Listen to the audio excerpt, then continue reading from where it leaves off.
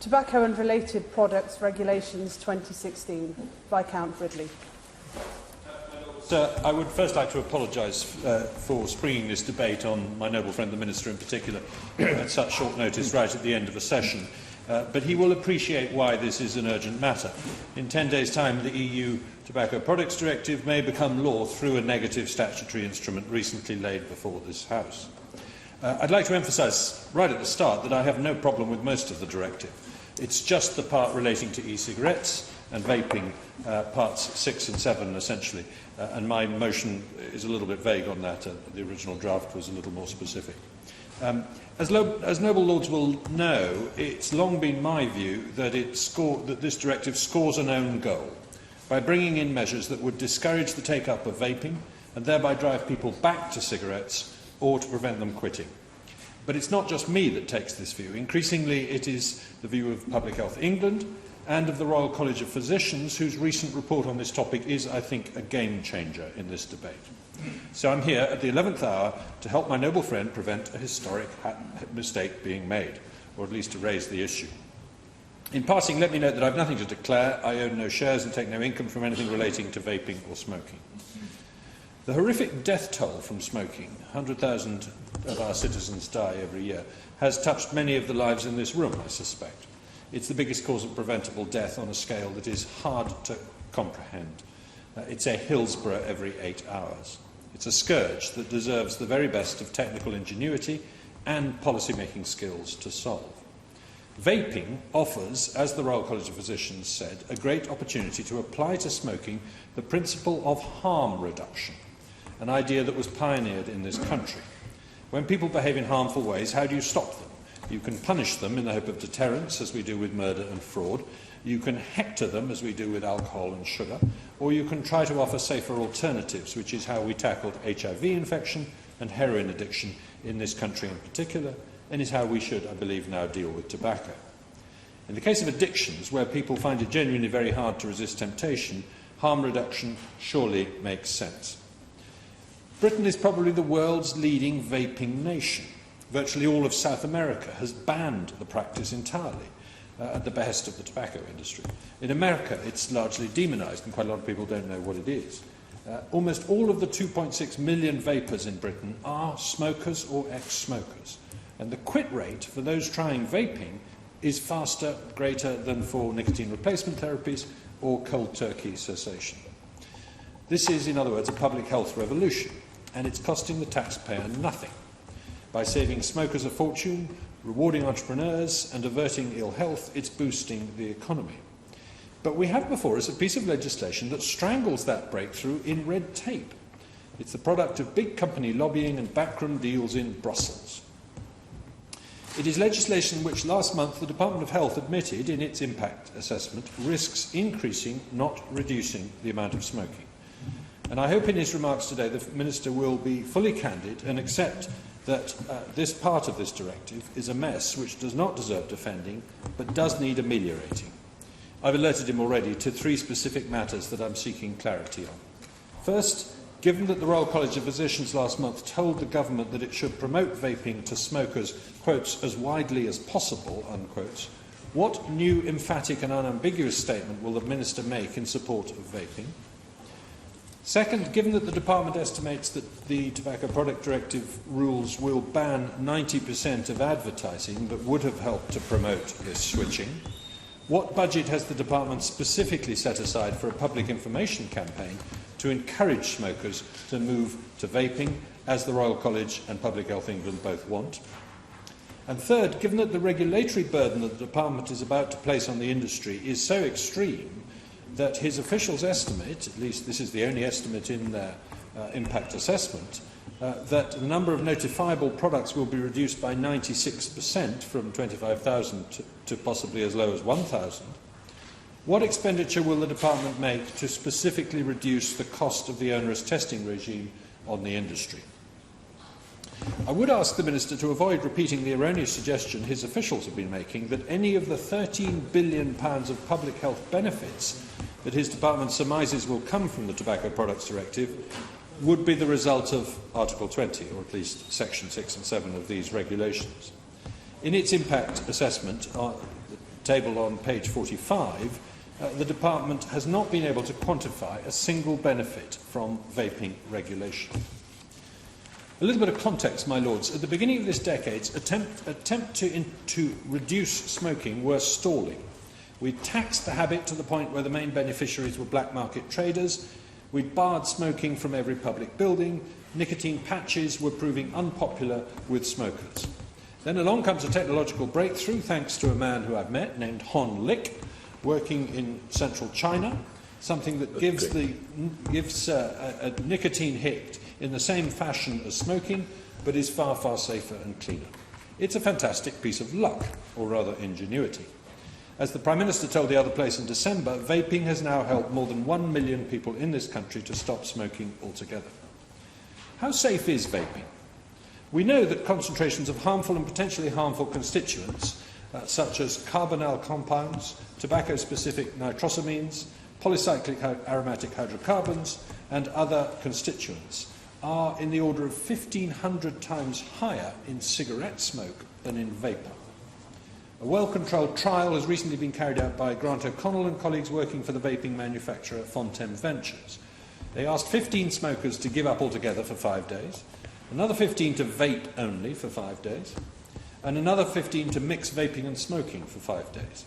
They measured the harmful and potentially harmful constituents in the urine, blood and breath of each group. The results were striking. After 5 days, the vapors' carboxyhemoglobin levels, that's an indication of how much carbon monoxide they had in their system, had dropped by 83%, which was actually an even bigger drop than in the cold turkey cessation group, where it had dropped by 75%. Even the dual users had seen a drop of 23%. The amount of carbon monoxide they exhaled had halved in both the vapors and the cessation group. Much the same was true for all the other biomarkers, except, of course, nicotine. In terms of harmful constituents, vaping, in other words, is almost indistinguishable from not smoking at all. Both Public Health England and the Royal College of Physicians agree that it is much safer than smoking. As far as we can tell, nicotine addiction without smoking is about as dangerous as caffeine addiction. Vaping, my lords, is therefore a public health triumph that the Department of Health has, to its extreme shame, done its utmost to block. In 2010, the Department's medicines regulator, the MHRA, tried to completely ban vaping devices. In 2013, the agency, which is financed largely by the pharmaceutical industry, tried to insist that every e-cigarette should be licensed as a medicine. This would again have amounted to a de facto ban. After 6 years of trying, the agency has so far only managed to license one e-cigarette, which is still not available to the public. So if the Department of Health had its way, there would not be 25,000 varieties of vaping product on the market today, but 0. The only winners of the Department of Health policy prescriptions would be undertakers. Thankfully, and my noble friends will know how painful it is for me to say this, thankfully the European Parliament voted down the folly of exclusive medicinal regulation.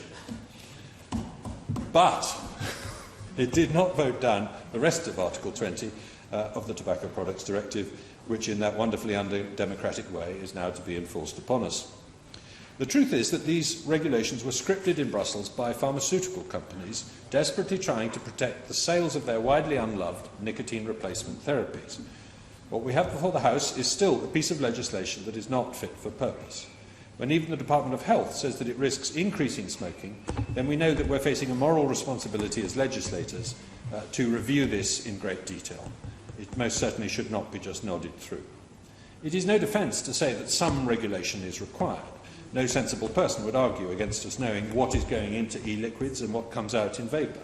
Potential toxins should be tested, as happens with food, cosmetics and other consumer products. But as the Department admitted in a parliamentary answer, far more adverse incidents are reported by doctors about pharmaceutical nicotine replacement therapies than e-cigarettes. At most, a bit of tidying up of the testing process was needed. Let me put 3 more questions to my noble friend the Minister. The Royal College of Physicians describes the big warning labels which will deter smokers from using vaping devices as being, quotes, illogical. Does the Minister agree with the Royal College on this? The ban on stronger vaping devices, the very ones most likely to wean heavy smokers into vaping, was criticised 2 years ago by a dozen scientists writing to the Commission, which ignored their advice. Economists now predict that 105,000 extra deaths every year across Europe will result from the ban on stronger devices. Does the Minister agree with this estimate, and if not, what is his estimate? Thirdly, the directive proposes that to cut down the risks of children starting smoking, it is necessary to create a minimum cigarette packet size of 20. Yet it imposes a maximum size for vaping devices. And this miniaturisation will raise prices and generate more packaging waste.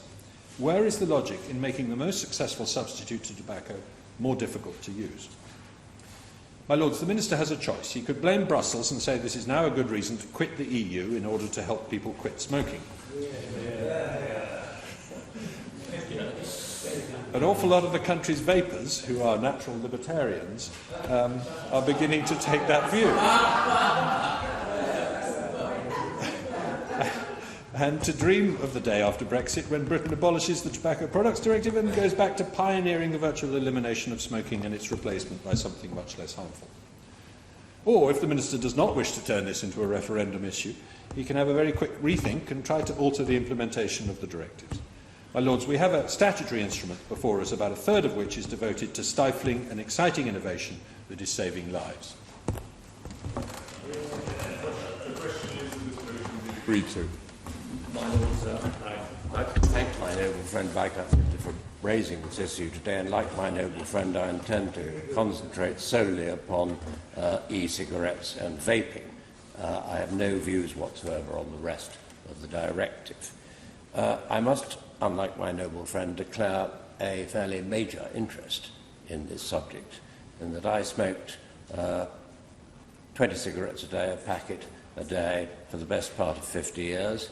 I tried a number of different ways of giving up patches, chewing gum and willpower, none of which worked until 2 years ago when I took up using an e-cigarette, and I have not had a cigarette since. So I can very pleased to hear the health benefits which my noble friend has described, which I hope I am now enjoying, and I'm very pleased also that I now have the endorsement of the Royal College of Physicians and Public Health England in my course of action. And it is, I believe, recognised by the Department of Health as the #1 tool for helping smokers give up. I don't have the figures, I don't know if my noble friend does, but I would estimate that 99% of people who smoke e-cigarettes are those who are trying or have given up smoking real cigarettes. I cannot really believe that anybody would start using an e-cigarette if they hadn't smoked an ordinary cigarette beforehand. But maybe there are some people who have, I don't know. I can also tell you, your lordships, that it is extremely good for the pocket as well as the health, in that I believe 20 cigarettes now cost something like £9 a packet, a large amount of which goes to the Treasury, of course. And so I was spending £9 a day on cigarettes, whereas now I use a nicotine liquid, which comes in a little 10 millilitre bottle, which costs £5 and lasts me a whole week. So it's very good for my pocket. But also, my lords, I understand that nowadays a large proportion of cigarette smokers do come from the lower income categories of people, and therefore it would be a great benefit to them if they were able to give up smoking cigarettes. I would like confirmation, by the way, from my noble friend, I hope he can give it to me, that the type of liquid I use, nicotine liquid, which is 1.1%, and in 10 millilitre little plastic bottles, will not be banned by this new regulation. I would only conclude by saying that this directive in regard to e-cigarettes was dreamt up in 2012, which actually is quite a long time ago, before I'd heard of e-cigarettes, and I suspect before most people had heard of e-cigarettes. Yet, but like a lot of things which come from Brussels, there was absolutely no adaptation to the fact that e-cigarettes are now recognised as being a good thing rather than a bad. So I hope my noble friend can give me an assurance that the damage limit, he will do all he can to limit the damage that this directive might have on people who are trying to give up smoking. My Lords, can I also pay tribute to the work that my friend Viscount Ridley has done in terms of getting this debate before us today. And it has a great sense of déjà vu about it, as far as I'm concerned, because I was one of the people in the European Parliament that he referred to that helped to get the original decision made against this directive and against the restrictions on e-cigarettes. And I was also the shadow rapporteur for my group and part of the European Parliament negotiating team that sat there until about 11:30 at night in the Berlaymont, with the Commission chairing it and the Council on the other side of the table, trying to thrash out the very messy compromise that you see before us now in the Tobacco Products Directive. And again, I had no difficulty with the vast majority of the directive. My concern was the sections on e-cigarettes. And before I started working on this, I had no particular knowledge of the subject. But when any dossier is placed before you, the first thing you start doing is reading all of the various publications that they're all listening to all the lobbying and advice and being contacted by constituents. And I was first alerted to it when my email inbox started to fill up with literally hundreds of emails from people all over the country and indeed all over Europe, concerned that these magical devices that they had used to give up smoking were either going to be banned or face severe restrictions. And together with a number of MEPs from all sides, from the Liberal Democrats and from the Labour Party in the UK, we started a campaign to try and improve the directive. And I have to say we weren't helped in this particularly by Department of Health officials. Many times I tried to speak to ministers about it to find out who was actually behind the restrictions. Why was there such a campaign on something which seemed to me so self-evidently to provide great public health benefits and harm reduction measures? And I never quite clearly got an answer. I was pointed to a recording of the former Public Health Minister appearing in front of the European Scrutiny Committee of the House of Commons when she was asked why she voted for this directive on behalf of the government, and she turned to her officials and said, but I think the e-cigarette provisions were removed from it, weren't they? Which I think shows a worrying lack of understanding of what she was voting on behalf of the government. Nevertheless, we ended up with the directive. It was a very messy compromise. It was very badly worded, but it's a lot better than it could have been before we campaigned on it. And I think Lord Viscount Ridley is quite right to point out the somewhat murky role of various pharmaceutical interests in producing this. When I started asking questions in the Commission and elsewhere and in the Council about, it seemed to me to be self-evident that these devices were brilliant in terms of reducing tobacco smoking, which is, I thought, what we all wanted. Indeed, why were they even in the directive in the first place? It's called the Tobacco Products Directive. E-cigarettes are not tobacco products in any sense of the word. And the answer came back to me many times that this was argued for, fought for and lobbied for by the pharmaceutical industry, who of course had an awful lot to lose out on if it supplanted and replaced their nicotine patches and gums. I don't know the truth of that, but it seemed to me that they were very successful in getting what they wanted. I agree completely with all the points made by Viscount Ridley and my other colleague, but let me make two additional points. First of all, in terms of advertising, the Royal College of Physicians has a proud history at the heart of tobacco control. Since its first report on smoking and health in 1962, it has been an intellectual leader in the field and is worth listening to. When the headline on the press release on its latest report states in bold capitals, "Promote e-cigarettes widely as a substitute for smoking," we would hope that the government would get the message that 21 world-renowned authors are trying to put across. Yet, we would be wrong if we thought that. For in the regulation that the Department wants us to approve is not the promotion of e-cigarettes, but the suppression of information about e-cigarettes. Paragraph 176 of the Department's impact assessment forecasts that the EU rules will reduce e-cigarette advertising by 90%. And how are smokers supposed to hear about them? In paragraph 167 of the Department nonchalantly claims that cutting advertising will in fact not reduce the number of smokers switching to e-cigarettes. Now, we've heard this before, my lords. We've heard this old argument many times before, not from health officials, but from tobacco company executives trying to pretend that advertising smoking would somehow not increase the amount of smoking. And the messages that we give really matter. In the complex decisions that smokers make every day about whether to smoke or to consume nicotine through much cleaner forms, their perceptions of the relative risks of these products are indeed crucial. The Royal College of Physicians, Public Health England, Action on Smoking and Health have all raised deep concerns about how smokers perceive e-cigarettes to be much more risky than they actually are. It's very interesting that Action on Smoking and Health should now say this, because I recall when we were actually dealing with the directive, that was not the message that they were giving at the time. But we're certainly not going to give this message by banning 90% of advertising, and not by insisting on e-cigarette packaging carrying big health warnings, which is what the government is asking us to approve in these regulations. The Royal College of Physicians described the imposition of these warnings as illogical, bearing in mind that nicotine patch boxes do not have to warn of the dangers of nicotine. Much of the problem stems from media reporting of junk science, and the worst example was a headline in the Telegraph in December screaming that e-cigarettes are no safer than smoking tobacco, a nonsense report based on junk science. The second point that I want to raise today is that of novel tobacco products.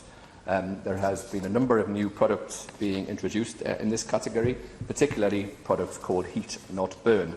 They're very interesting developments, and there are a range of other alternative products in development as well. Some coming to market, which contain tobacco but work by heating it and not burning it.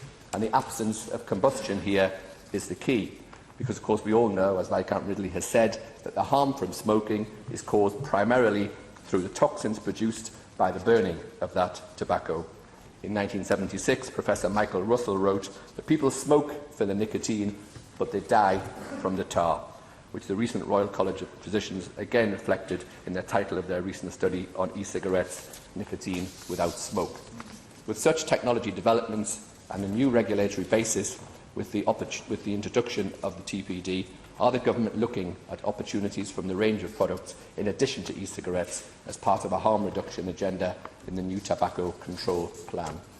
My Lords, this is truly a terrible piece of legislation, which I plead guilty for playing my part in helping to produce in the first place, but it's not too late to undo some of that harm and to help to increase and encourage the taking up of e-cigarettes and the consequent reduction in tobacco consumption. Instead of trying to restrict e-cigarettes, the government should in fact be trying to positively encourage them. Thank you.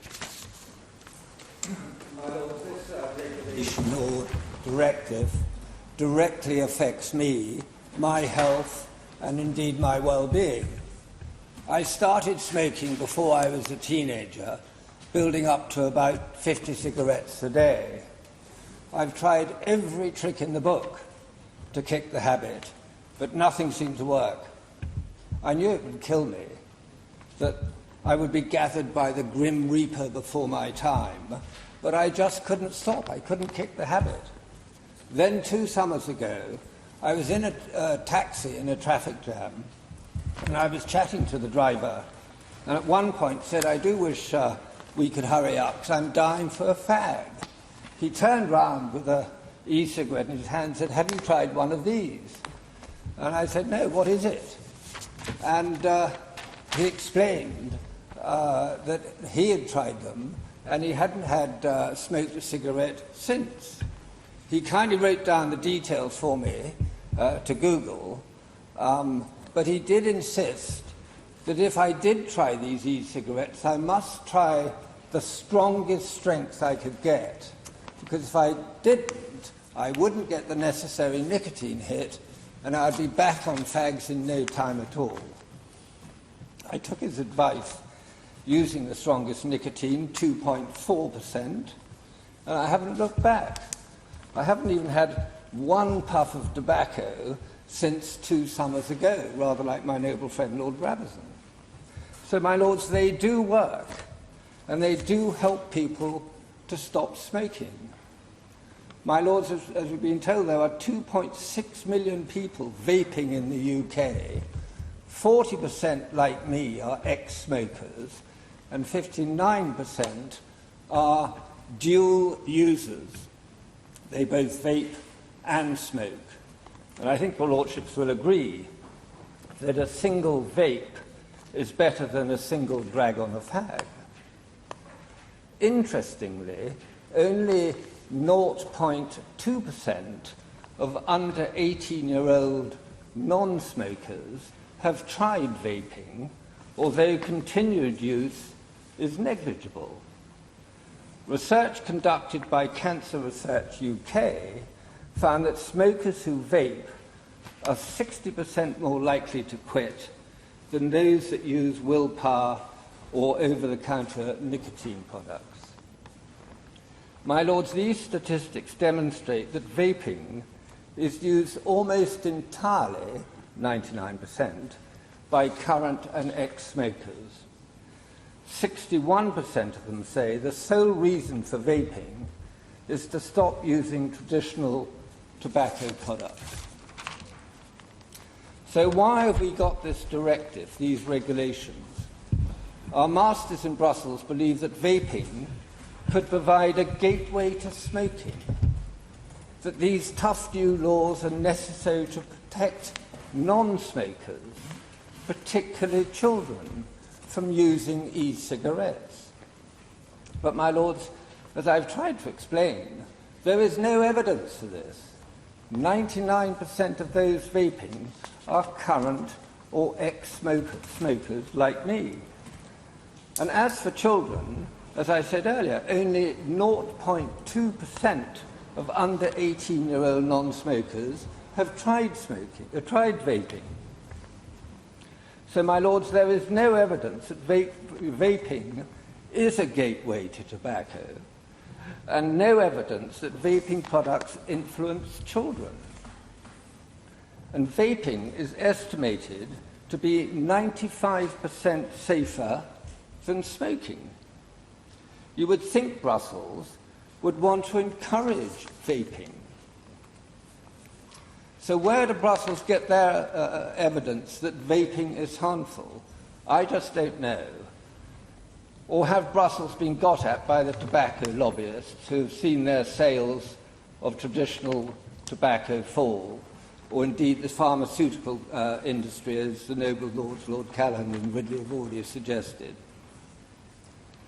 So, Brussels are banning advertising, e-cigarettes must carry health warnings, and nicotine strengths are to be restricted. To my mind, restricting nicotine strength to 2% will be particularly damaging. And I would say that, as I still use the 2.4%, as do about a quarter of e-cigarette users. By taking up vaping, I hope to keep the Grim Reaper at bay for a little longer. I just hope when I run out of my 2.4 nicotine supply and am forced to use the weaker nicotine, that I don't switch back to smoking. And that is the danger for many users of e-cigarettes. My lords, perhaps by the time I do run out of my 2.4% nicotine supply, stronger nicotine may be available on the black market, with all the dangers that that will entail. My lords, I would like to just use one or two quotes to back up my previous assertions. The Office for National Statistics have said e-cigarettes are almost exclusively used by smokers and ex-smokers. Almost none of those who have never smoked cigarettes were e-cigarette users. Public Health England said there is a need to publicise the current best estimate that using electronic cigarettes is 95% safer than smoking. And they went on to say, encouraging smokers who cannot or do not want to stop smoking to switch to electronic cigarettes could help reduce smoking-related disease, death, and health inequalities. This was backed by the Royal College of Physicians, who have said, on the basis of the available evidence, the Royal College of Physicians believes that e-cigarettes could lead to significant falls in the prevalence of smoking in the UK, prevent many deaths and episodes of serious illness. And even the Prime Minister last December said, I think we do need to be guided by the experts. We should look at the report from the Public Health England, but it is promising to see that overall 1 million people are estimated to have used e-cigarettes to help them quit, or have replaced smoking with e-cigarettes completely. So I think we should be making clear that this is a very legitimate path for many people to improve their health and the health of the nation. Well, quite so. But I don't know what my noble friend the Minister is going to say when he responds, but I expect him to support the regulations and the EU directive. There is very little else he can do. Our masters in Brussels have told us to jump, and sadly the only thing that the British government can do is jump. Until June the 24th, of course. My Lords, I should first of all declare an interest, because this is a tobacco and related order, since I'm an associate member of the Houses of Parliament Pipe and Cigar Club. I'm an associate member because I'm a non-smoker, so they tolerate me. And I'm pleased to be a member of that association or club because I believe that the attitude towards smoking has been quite absurd in many respects, and measures have been taken against the smoking population, and I'm talking about the adult smoking population, which are not appropriate in a democratic society that should allow adults to make choices about their lifestyles and not to have them dictated to by government. But we're not talking about tobacco today, and I only just saw the noble Viscount Lord Ridley's prayer.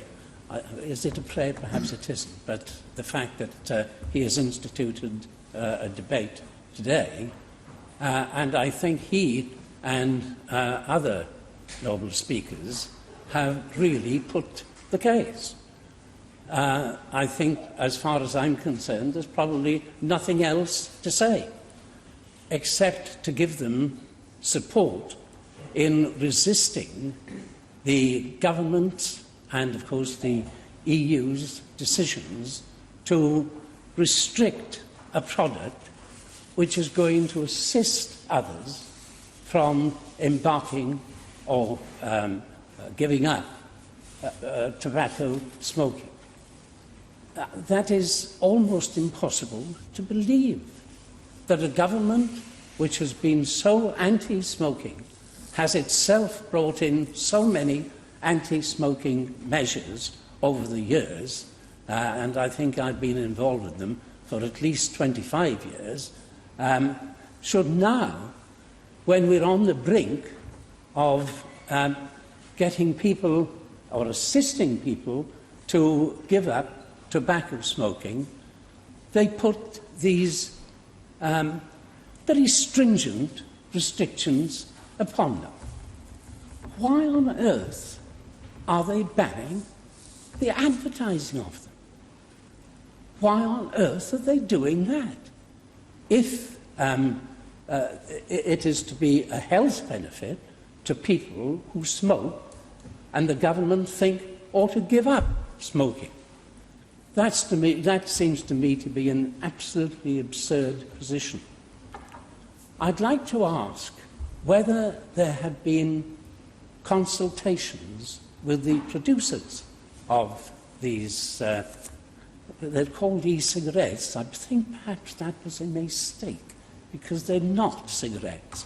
And, anybody who mentions cigarettes are immediately jumped on by the government and the department, and so perhaps it was a mistake to label them cigarettes. They clearly are not cigarettes, and they shouldn't really be treated as such. And what I want to know is whether the people who produce these e-cigarettes have been consulted. Do ministers, or have ministers had discussions with them? Now, I ask that question because the department and the ministers refused even to meet to discuss the tobacco companies. Now, perhaps that's understandable, because, of course, the World Health Organization recommends that they shouldn't be given a voice. But in this case, it is something which will help people to give up tobacco. So have they had discussions with the people who produce these? And I'd like to know the answer to that. I think the only other thing I have to say is that I hope the government will listen to this debate. Not much hope of it, in actual fact, because in the past, trying to get the government to listen to reason is like banging your head against a brick wall. It doesn't matter what you say, they've got their policies, and incidentally, when they get into government, they often change them. And I can remember sitting in this room on the other side of the of this chamber, listening to a previous health minister speaking, not voting, but speaking against some of the measures which were being introduced by the Labour Party, like, for example, the hiding of cigarettes behind blinds. He was against that. And indeed, I well remember him meeting the retailers and saying how a Conservative government would see that this was repealed. But of course, they're in government now, and they're in favour and have brought forward this legislation, not about banning a dangerous product like smoking, but banning a product which helps people to stop dangerous smoking. So I do hope that the Noble Lord, the Minister, will listen very carefully to the experiences of people that have spoken in this debate. And to add that, I have met many people, including a relative, who were heavy smokers but have been weaned off smoking by using e-cigarettes. So I do hope, I'm obliged to the Noble Lord, Viscount Lord Ridley, for seeing that we have a proper debate on this, and I hope the government will listen to it. My Lords, could I, by apologising to the Noble Lord, Viscount Ridley, for listening to the first few minutes of his speech. I appear to be a jinx on the railway industry just at the moment. Today's excuse for the cancellation of my train was a broken windscreen, which I found pretty unique, but I suppose at 125 miles an hour, as it was at Pendolino, the windscreen ought to be intact for the whole of its journey, so I do apologise for missing the first couple of minutes of what he had to say. I agree very, very much with what has been said, largely from both sides. I don't have any financial or personal interest to declare, although at 74, my generation were habitual smokers. I was surrounded by smokers. Both my parents smoked. When I went to work for the railway industry, virtually everybody that I worked with smoked. But unlike the noble Lord Brabazon or the Earl of Cathcart, I managed to find the willpower to give up about 30 years ago. I did it purely by terrifying myself. It became apparent that smoking and lung cancer smoking was synonymous with lung cancer, and I convinced myself that every cigarette that I lit was the one that was going to give me lung cancer. So eventually I terrified myself into stopping smoking. However, I do not understand the purpose of this SI or what will follow from it, that we are in fact going to ban products that would help people to give up smoking. Like other speakers, I do not believe that someone who is a non-smoker currently would move from vaping to tobacco. Surely it has been proved, or obvious enough, that people move the other way from tobacco to vaping, and I can't understand why the government should be so ready to accept this particular SI. That's not to say I'm getting involved in what's going to happen on the 23rd of June. But there is a group of people that I think we ought to, and the government ought to be concerned about, so far as smoking in the future is concerned. I'm, as I go around the country, concerned about the number of young people who smoke, particularly the number of young women, many of whom believe that smoking helps them to stay fairly slim. I was going to say fit, obviously it doesn't, but stay fairly slim. And I think anything that would help them off tobacco would be a good thing. I've no doubt that the two medical doctors who will reply for both sides will tell us that there's no scientific evidence, of course, that smoking keeps you trim. However, I have to, again, quote my own experience. I put a stone and a half on quite quickly when I gave up smoking. No medical reason for that, of course.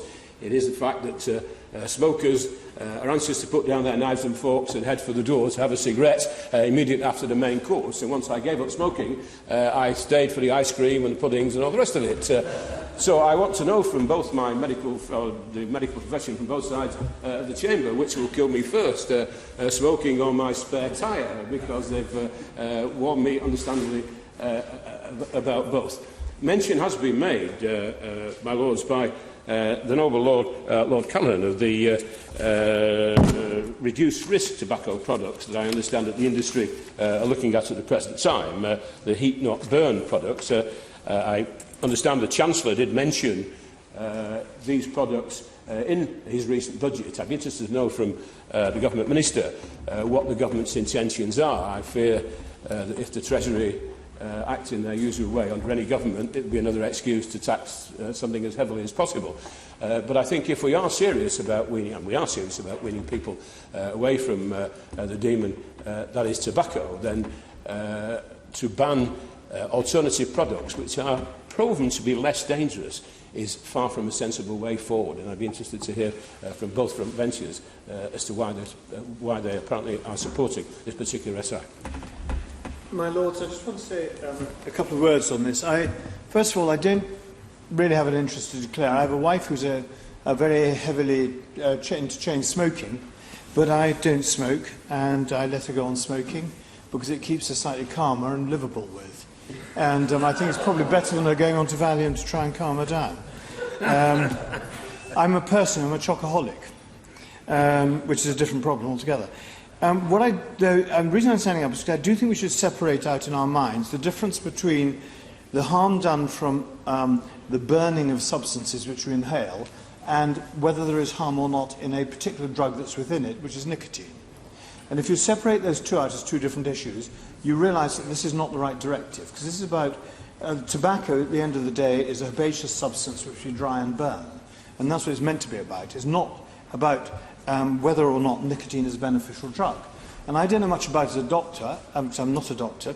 I read things in the press, for instance, which says that It can help with Alzheimer's and dementia, and some things we say, no, that's rubbish. I do agree with you that it definitely used to be an appetite suppressant.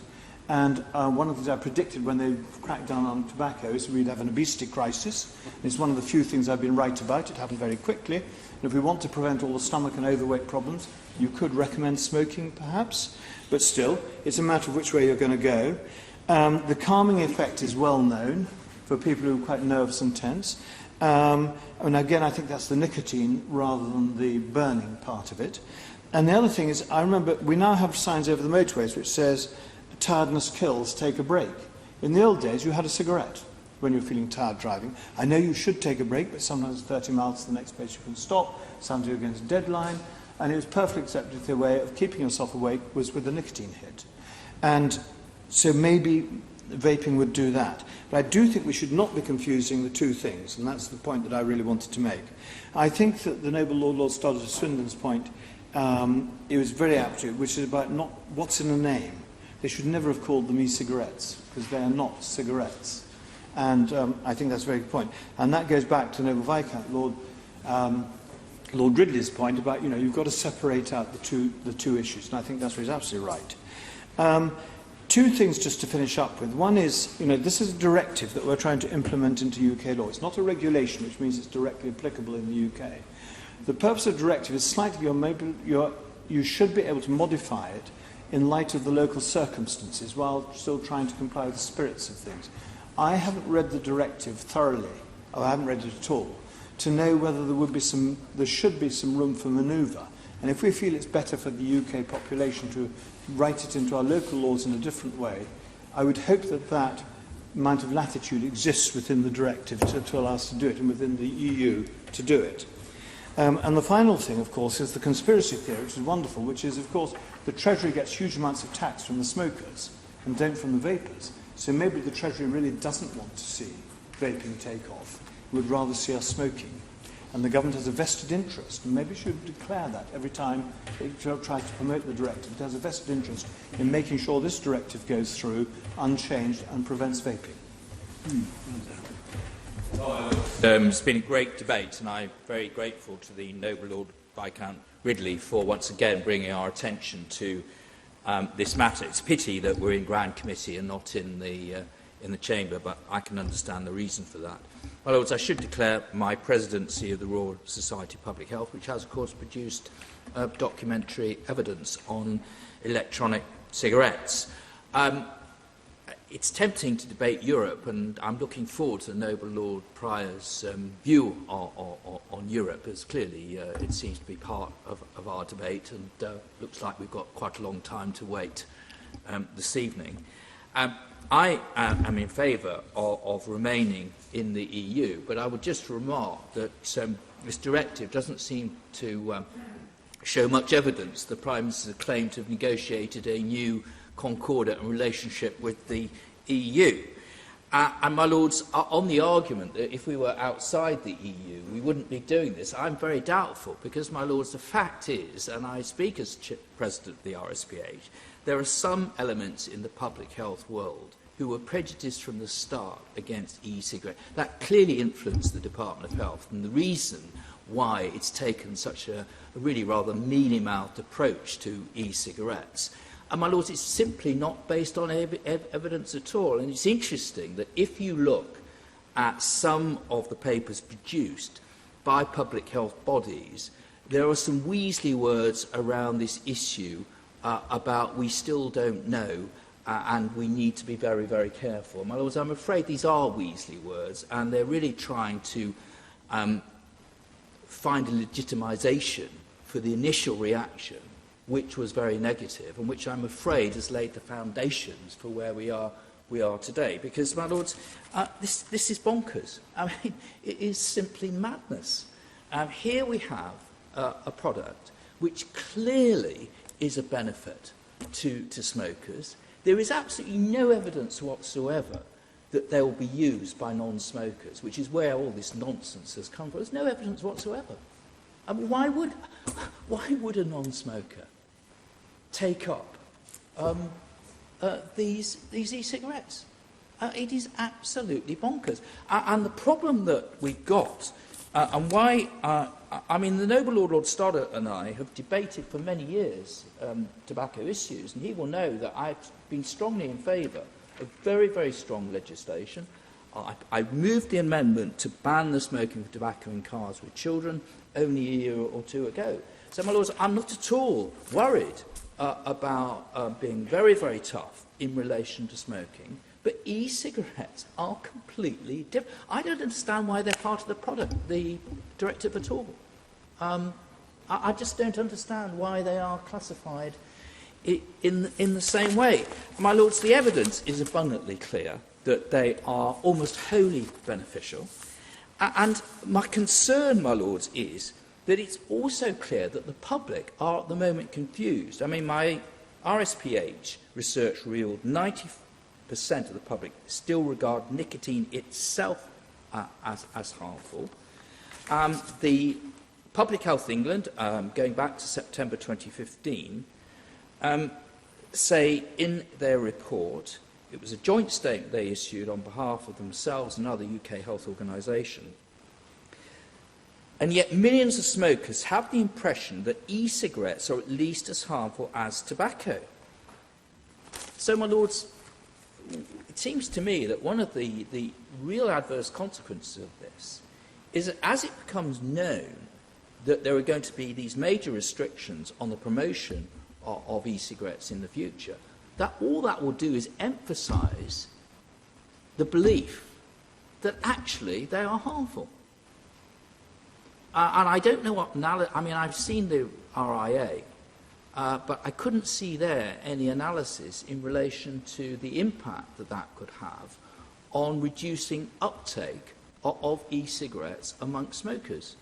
But I think it's a very important point.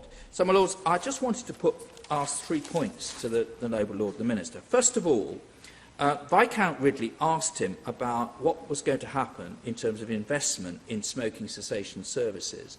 My understanding is that as a result of the government's cut to the grant to local authorities of public health, in fact, smoking cessation service investment is going down. And I'd asked him whether he could confirm that and say what he's doing to reverse the pattern. The second is, my lords, clearly this is going through because there is no motion to stop it going through. What monitoring is going to take place, and how soon will the government undertake an assessment of the impact, and assuming that we are still in the EU, will he be prepared to go back to the EU if evidence is clear that it's actually having an adverse impact on smokers giving up smoking? And I hope they can give some reassurance on that. The third issue is in relation to enforcement.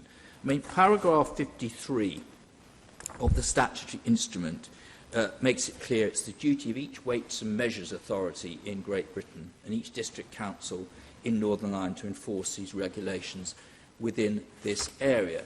So, my lords, the real question I want to put to the Noble Lord or Minister is what guidance is going to be given to the Weights and Measures authorities about taking a light-handed approach to enforcement?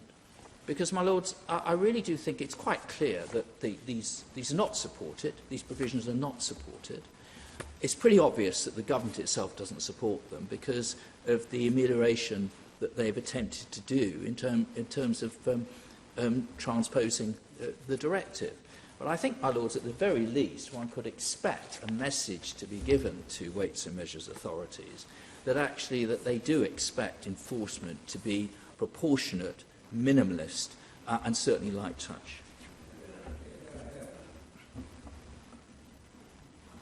Well, my lords, I don't know whether to thank the Noble Earl Ridley for bringing this debate here today or not, because I have to say the arguments that have been put have been very powerful, and it would be obtuse of me to say otherwise. Perhaps we could just start by going back to, I think, the opening words of Lord Ridley, when he said that there are 3 ways of trying to influence behaviour of people doing things that do harm.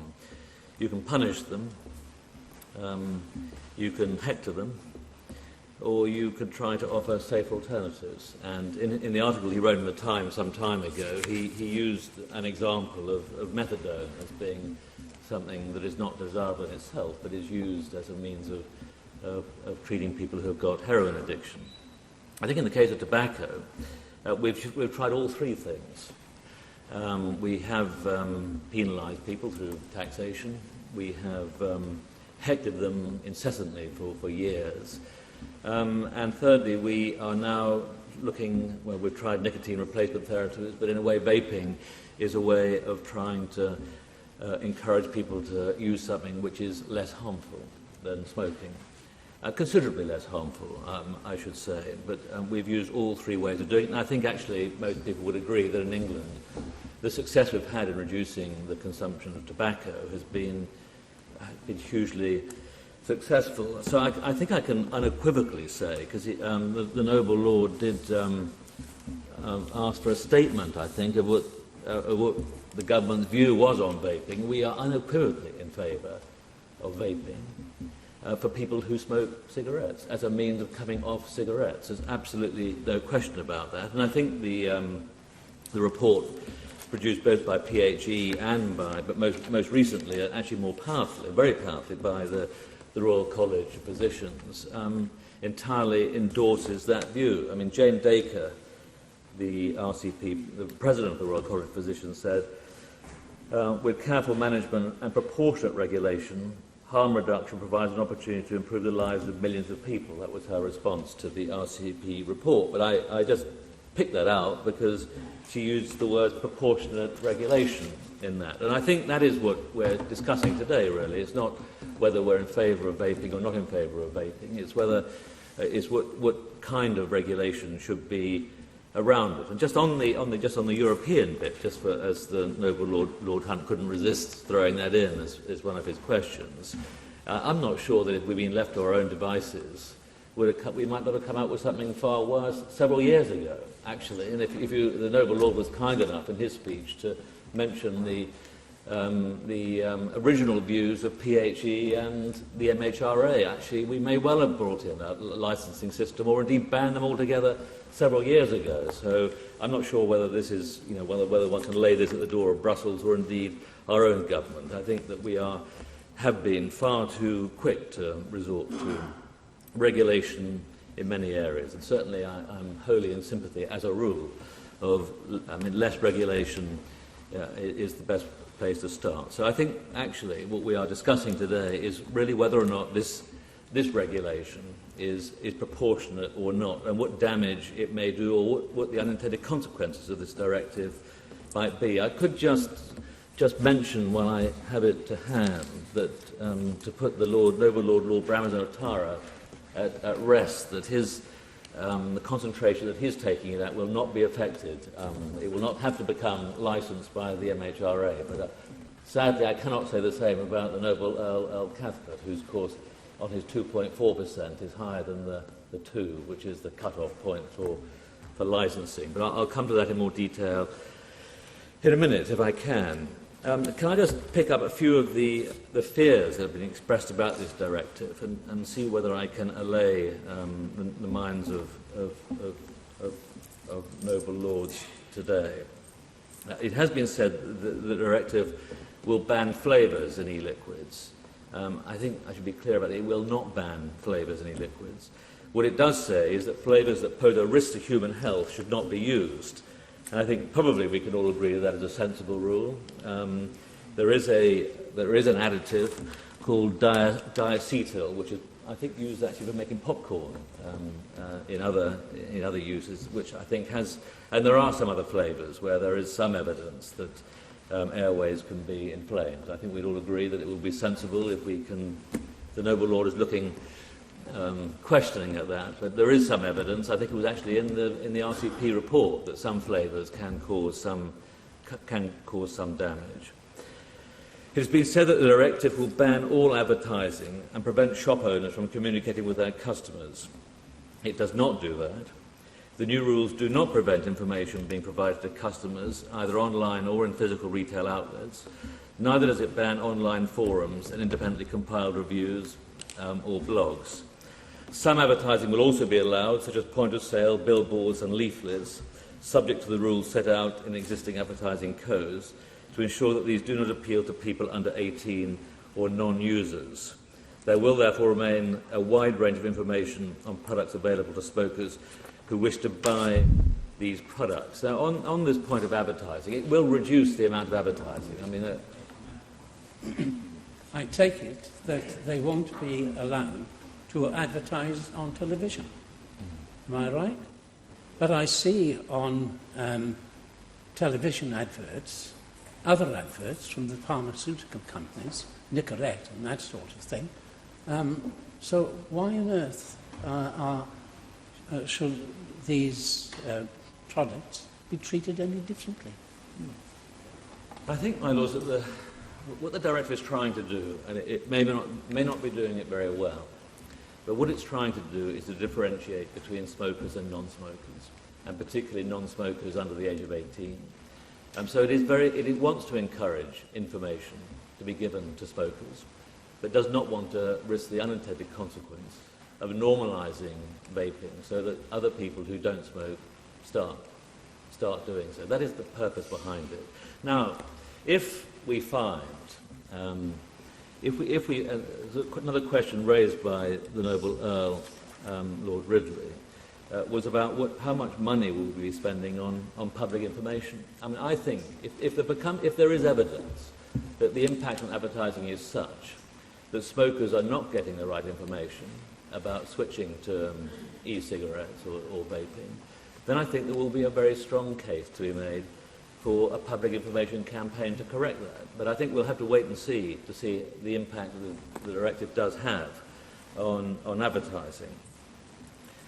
It has been said also that the directive will ban certain types of product and make those available less effective. No current type of e-cigarette will be banned.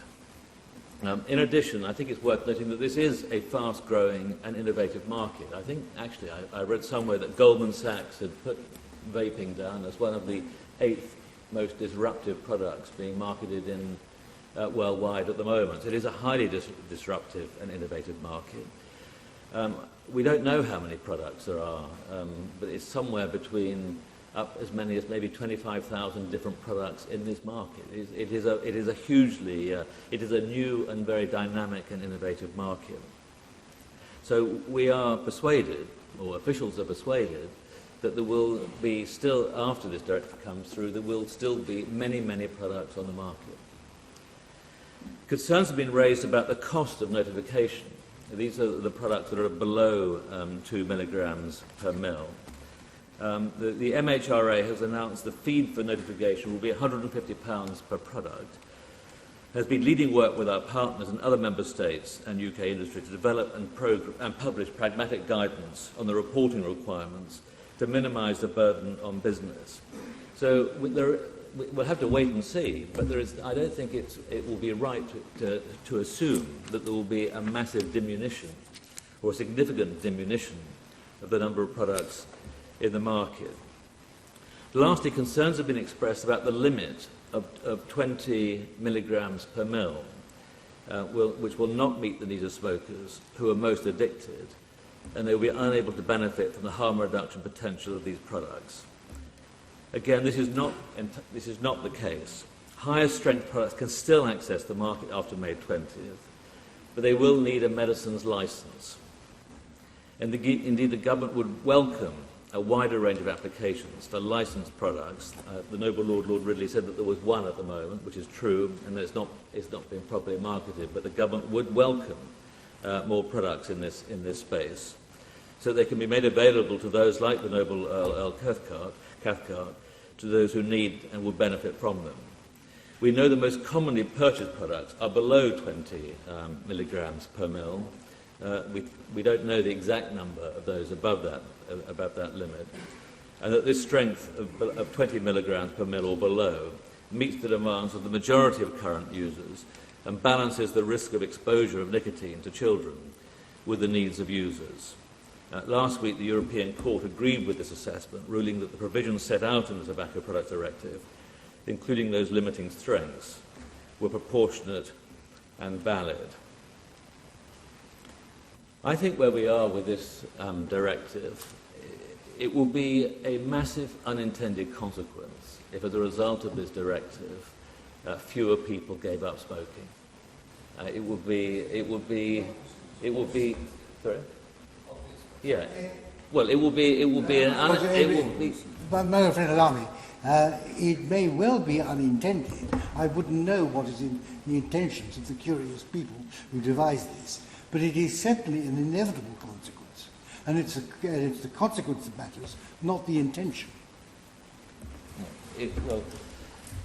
The intention of the regulation is to make vaping safer and less variable than it currently is.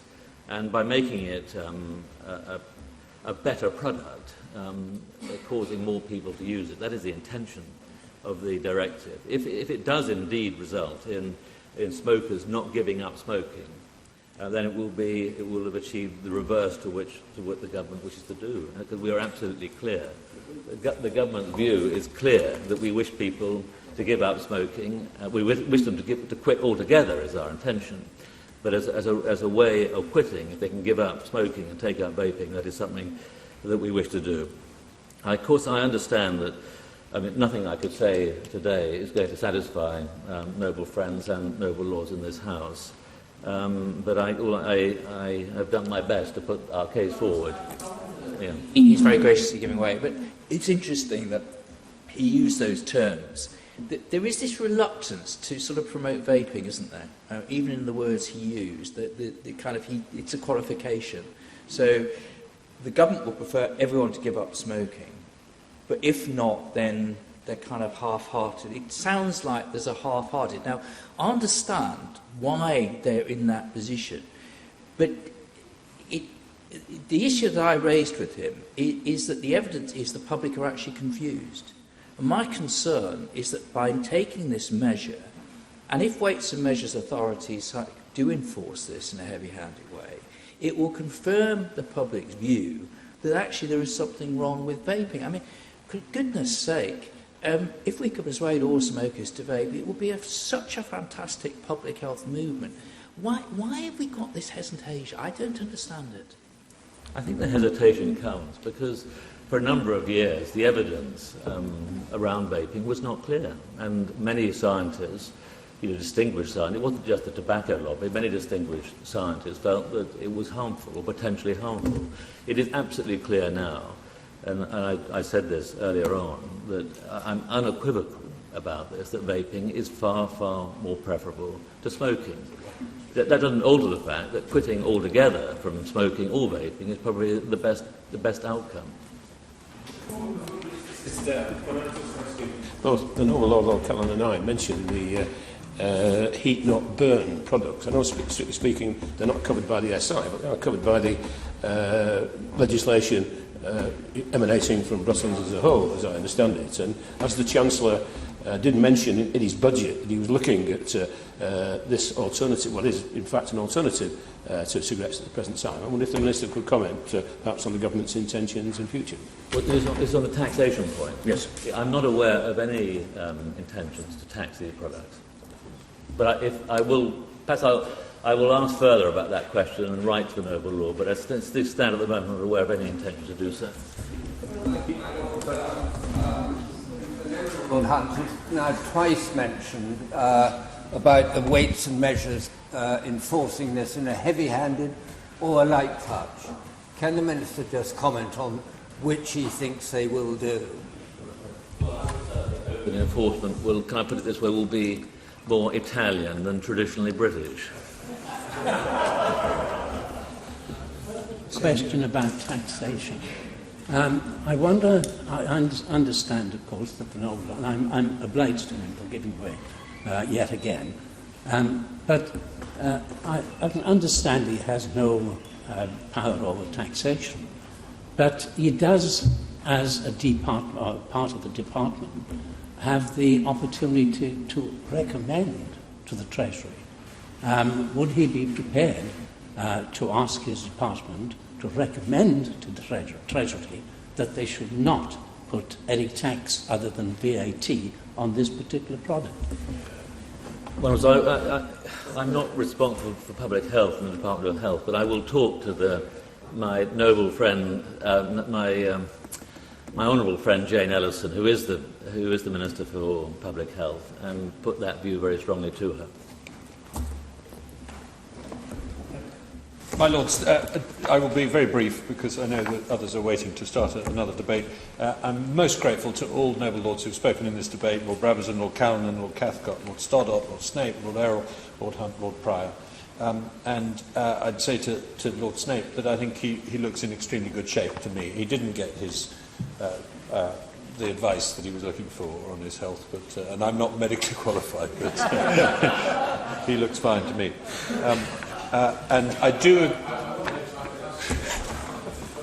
What are his medical qualifications for reassuring people? I withdraw the advice. I would agree with both the noble Lord Stoddart and the noble Lord Errol that we do need to change the vocabulary here. And indeed, I do actually myself now use the phrase vaping device rather than e-cigarette whenever possible, because I do think it makes more sense and it's a shorter word for a start. I was also fascinated to learn from the noble Lord Errol, or rather to recall how one kept awake on motorways before Red Bull was invented. I didn't realise that cigarettes had that effect. The noble Lord Hunt, I think, has put his finger on it, that there is a real issue of public confusion still. We've seen it in opinion polls recently, that people have increased their suspicion of this product over the last couple of years because of the misinformation studies that were cited by others. And the issue of harm is a very tricky one to get across to the public, because you cannot say these are absolutely safe or that they're good for you, which conceivably, they're certainly good for smokers, but are they good for in the absolute terms? No, but that's not the point. The point is harm reduction. The point is relative harm.